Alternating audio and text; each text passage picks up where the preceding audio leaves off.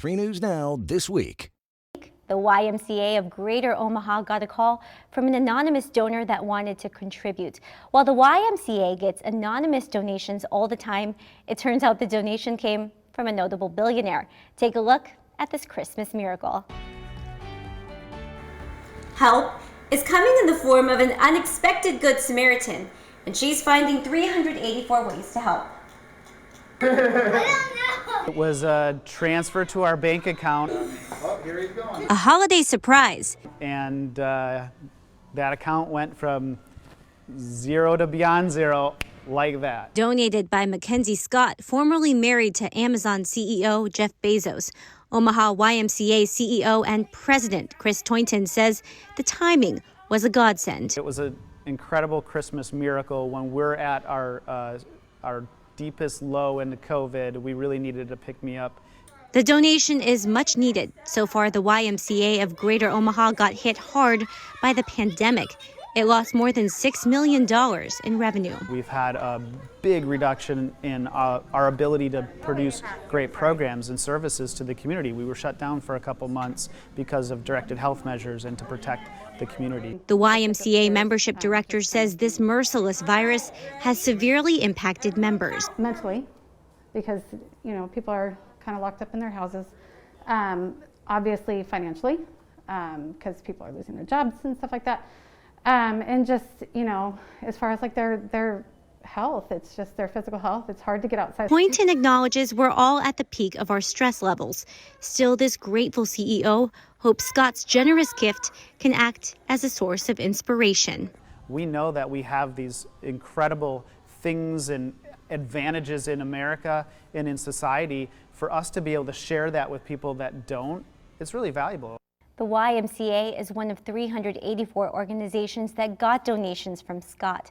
The donations total nearly $4.2 billion. Today, Governor Pete Ricketts announced a new directed health measure that eases some restrictions in the state. The percentage of COVID-19 hospitalizations has fallen below 15%, moving the state into the blue phase. Under the new DHM, indoor gatherings will go from 50% to 75% maximum capacity.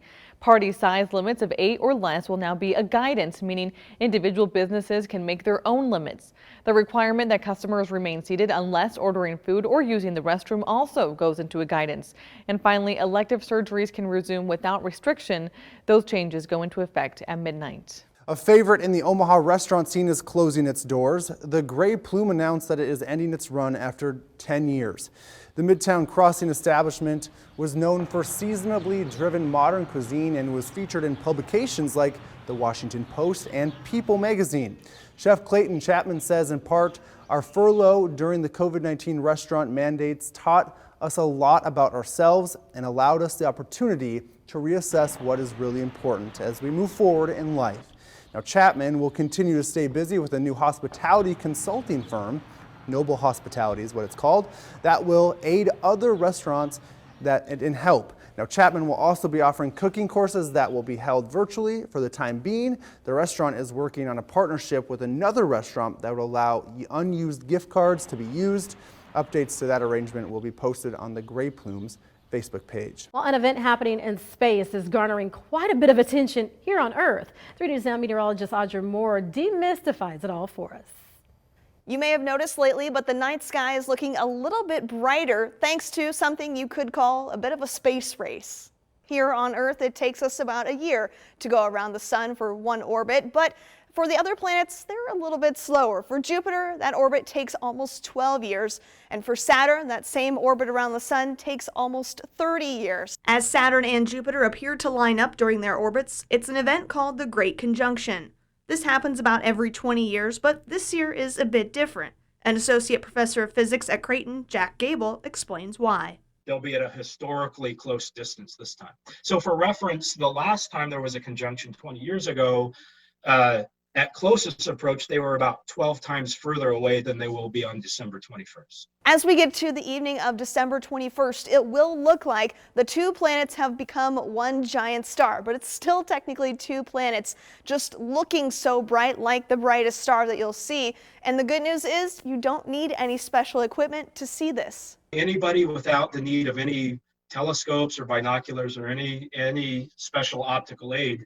All you need to do is to know where to look and go outside and have a clear view of the horizon, and everybody can view it themselves. For the best view, make sure to look towards the southwest about an hour after sunset on Monday, December 21st to see this great conjunction.